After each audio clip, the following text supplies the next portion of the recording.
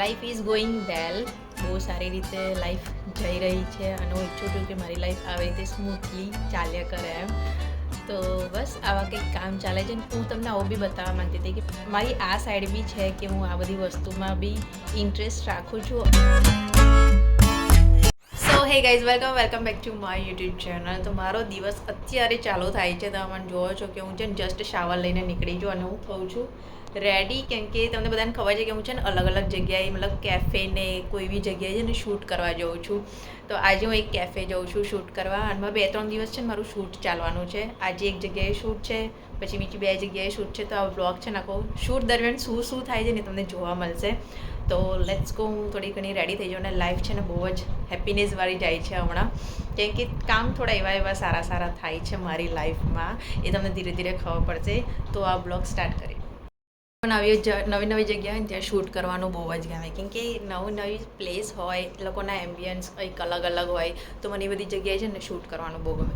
તો હું પહેલાં મારો આખો આઉટફિટ પહેરી લઉં અને પછી તમને મળું. તો આ છે મારો આઉટફિટ અને યાર ઇસ્ત્રી કરવાનું બાકી છે. મને ઇસ્ત્રી કરવાની બિલકુલ બી ગમતી નથી, બટ આ એક આઉટફિટ છે, આ જોઈએ કેવું લાગે છે.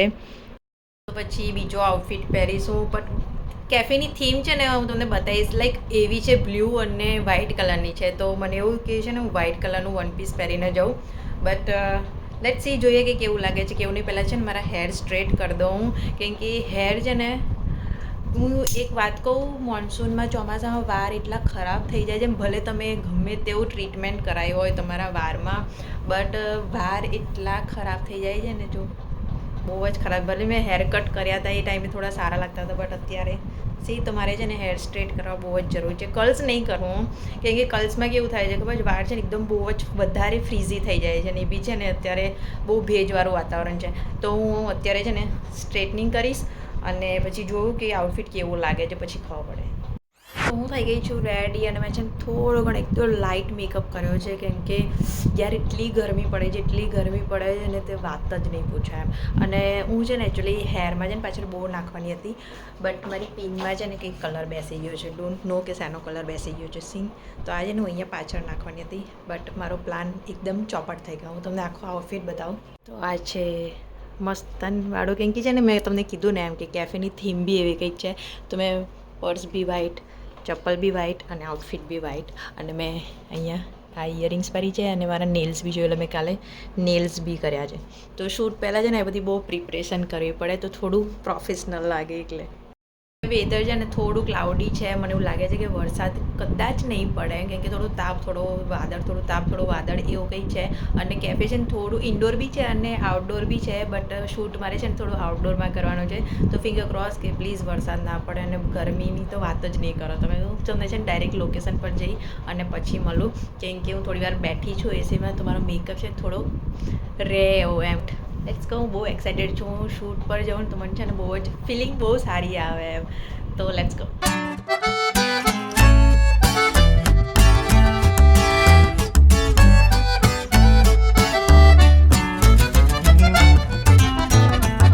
અમારા કેફેનું લોકેશન છે ને આવું કંઈક છે, બ્લુ અને વ્હાઇટ. એટલે હું મારો આઉટફિટ છે ને આવો રીતે કંઈક પહેરીને આવી છું. થોડું ઘણું મેચ થાય છે ને સી. અને મોદી તમે ના પાડી કે બિલકુલ બી સારું નહીં લાગતું એમ. હમણાં એને પૂછું છું કે સારું લાગે છે. ये बताओ अभी मुझे, ये बताओ मुझे, अभी आपने मुझे मना किया था कि ये अच्छा नहीं लग रहा है. अच्छा लग रहा है कि नहीं लग रहा है आउटफिट? મને છે ને મોડા પર ના પાડી દીધી છે કે બિલકુલ બી સારું નહીં લાગતું. તમે મને છે ને કમેન્ટમાં કહેજો કે સારું લાગે છે કે નહીં પ્લીઝ. See this combination. ઉપર રૂફટોપ બી છે. વેધર બહુ જ મસ્ત છે. વરસાદ નહીં પડતો ને કશો જ નથી.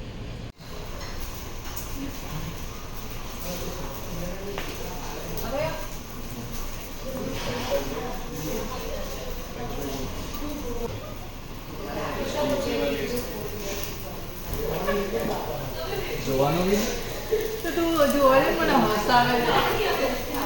3 hours later.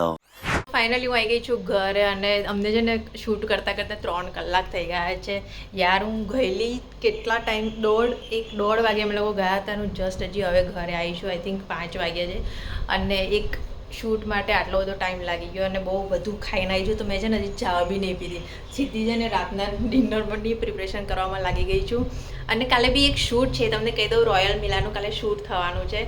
અને હું છે ને બિલકુલ બી રાઇડમાં નથી બેસતી, બટ આઈ ડોન્ટ નો કાલે કદાચ રીલ બનાવવા માટે મારે બેસવું પડશે કે નહીં ખબર નહીં, બટ મારે એક રીલ શૂટ કરવાની છે એની. તો ખબર નહીં કાલે શું હતું. બસ આજે છે ને કેફે બહુ જ મસ્ત હતું, બટ એનું આઉટડોરમાં અમે બેસી ના શકીએ કેમ કે છે ને યાર તાપ જ એટલો બધો હતો ને, તો અમારાથી બહાર ફોટો લીધા છે બટ બહાર બેસાયો નહીં અમારાથી. તો અમે લોકો છે ને બધું શૂટ ને બધું છે ને ઇન્ડોર જ કર્યું છે, એટલે તમને બધાને બતાવી બી ના શક્યું કેમ કે પબ્લિક બી થોડું ઘણું હતું ત્યાં આગળ.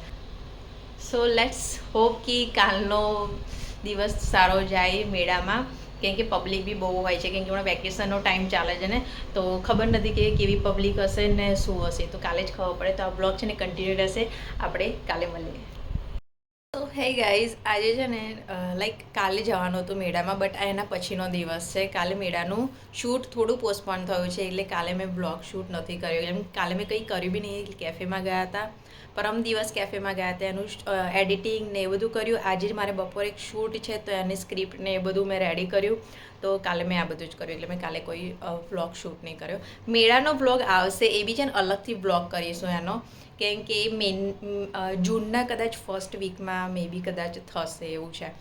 તો ઇટ્સ ઓકે, જે બી થયું એ, બટ થોડું પોસ્ટપોન થયું છે એમ.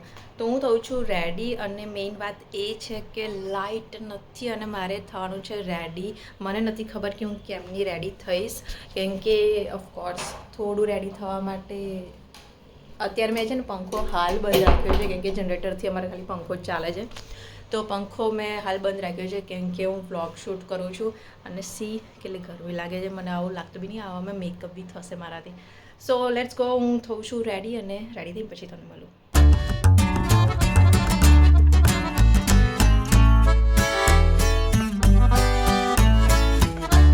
ઇગ્નોર કરજો, થોડો પંખાનો અવાજ આવશે તમને લોકોનું. છે ને થોડી ઘણી રેડી થઈ ગઈ છું, ગમે તેમ કરીને થોડો ઘણો મેકઅપ મેં થોબાડી દીધો છે આમ.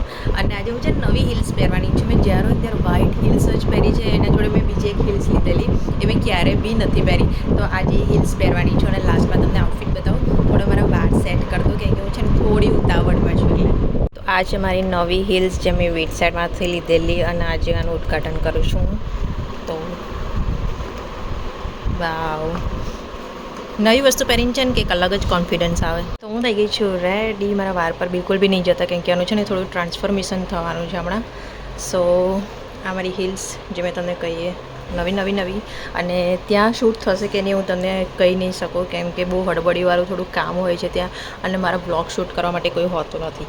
સો હું ટ્રાય કરીશ, થશે તો, નહીં તો પછી આવીને તમને મળીશું. જો મારે છે ને જવાનું છે અહીંયા બહાર જ, બટ હું ચાલતી નહીં જાઉં આજે, કેમ કે મેં છે ને પહેરી છે હિલ્સ, અને ગરમી બહુ જ લાગે છે. તો ફટફટ એક્ટિવા લઈ અને અહીંયા બહાર જ જવાનું છે. જે મેં હેર કટ કરાયા હતા ત્યાં જવાનું છે મારે, તો એક્ટિવા લઈને જ જઈશ. તો થોડીક તો હવા આવે, એટલો તાપ લાગે છે ભાઈ. અને મારે મેકઅપ પસીનાથી એવું લાગે છે ઉતરી જ જશે મને જતાં જ.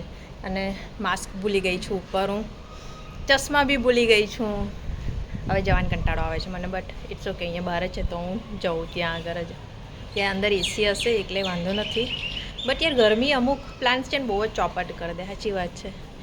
વરસાદ પડે તો બી સારો લાગે, વરસાદ ના પડે તો બી મને તો બિલકુલ બી નહીં ગમતો વરસાદ, બટ તો બી વરસાદ પડે તો થોડુંક તો ઠંડુ લાગે. અને અમારી અહીંયા પાછળ છે ને ફ્લેટમાં વેલ જો કેટલી મસ્ત લાગે છે. તો અહીંયા એટલું શૂટ કરીએ ને તો બહુ મસ્ત લાગે, કેમ કે વરસાદ પડે ને જ્યારે અહીંયા આગળ, તો વેલ છે ને બહુ જ મસ્ત લાગે. તો હવે હું જાઉં, પછી મળું તમને.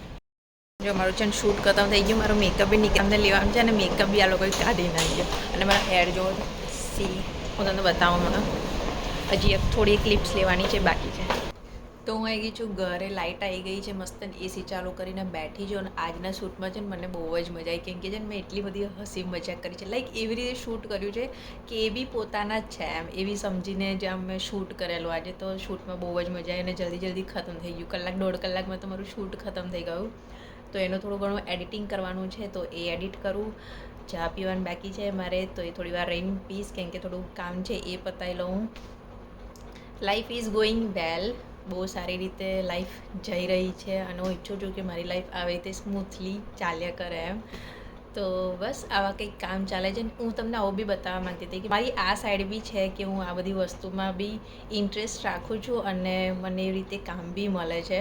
તો આ બ્લોગ બનાવવાનો મોટિવ બી એ જ હતો કે એવું નથી કે હું જસ્ટ ખાલી ઘરે આવું છું, ગરબા ક્લાસ જઉં છું, ગરબા જ રમું છું. મારો આ સાઈડ બી છે. તો મને આ સાઈડ વધારે ગમે છે. ગરબા તો એક એન્ટરટેનમેન્ટ માટે હું રમું જ છું, બટ આવી વસ્તુ મને વધારે ગમે છે. તો મેઇન મોટિવ આ તો બ્લોગ બનાવવાનો. તો હવે મારે થોડું કામ ખતમ કરું અને પછી તમને મળું. સમર વાઇબ્સ એવી છે અને લાઈક એટલી ગરમી લાગે છે ને, તો એસી ચાલુ હોય ને તો એસીમાંથી ઊભું થવાની ઈચ્છા નહીં થતી. બટ મને હવે એડિટિંગ કરતાં કરતાં છે ને થોડી ઘણી ઊંઘ આવી ગઈ છે, તો હું બનાવીશ હવે ચા. અને આજે અમે લોકો છે ને ઓવ અને ચિરાગ જવાના છે કુલચે સુલચે ખાવા. લાઈક સુરતમાં ફર્સ્ટ ટાઈમ ઓપન થયું છે, લાઈક બહુ ટાઈમથી ઓપન થયું છે, બટ મારે ખાવા તો સ્પેશિયલી. અને હું હમણાં તમને કહું 2 દિવસથી છે ને હું સ્ટ્રીટ ફૂડના બ્લોગ જોઉં છું ને, તો મને એટલું ક્રેવિંગ થાય છે બહારનું ખાવાનું. તો હું ચિરાગને ગરબા ક્લાસથી આવું તો મને છે ને બહુ જ ભૂખ લાગે. તો હું ચિરાગને કહું કે ચિરાગ મને બહુ જ ભૂખ લાગી છે. ને હવે છે ને મોસ્ટ ઓફ સુરતમાં છે ને 12 વાગ્યા પછી બધું બંધ થઈ જાય છે, તો ખવાતું નહીં. તો મેં કીધું ચિરાગ આજે આપણે બહાર જઈશું જમવા. તો હું પહેલાં અહીંયા ચા બનાવી દઉં અને હજી બી થોડું એડિટિંગનું કામ મારે બાકી છે, તો એ બધું ખતમ કરીશ. તો આ થોડી અપડેટ હતી કે હું અને ચિરાગ આજે કુલચે સુલચે ખાવા જવાના છે.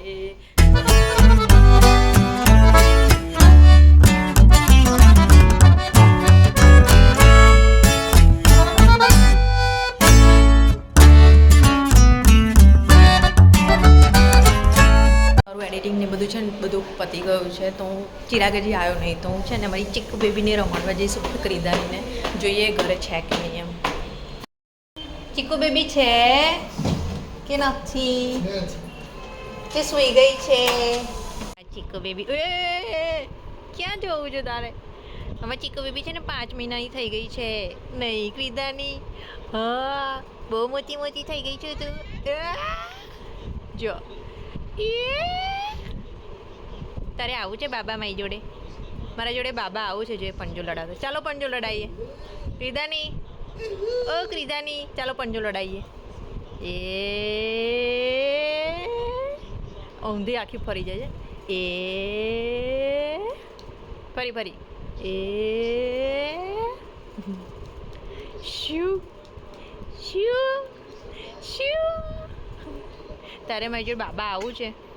હા, બાબા આવું છે તારે? તારે બાબા આવું છે? હે એ એ શું છે? શું છે?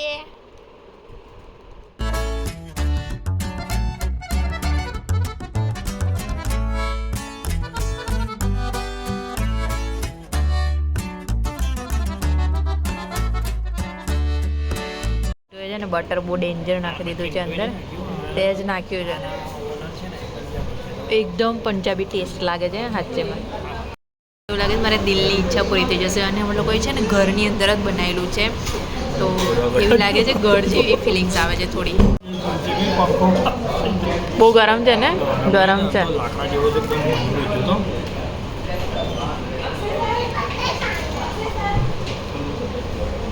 કેવું છે એક્સપ્રેશન તો જો આના? ઓહો હો, એક નંબર. તમને લોકોને જોઈને પાણી આવે છે મોઢા. મને તો બહુ આવે છે, તો હું ખાઈ લઉં અને પછી તમને મળું.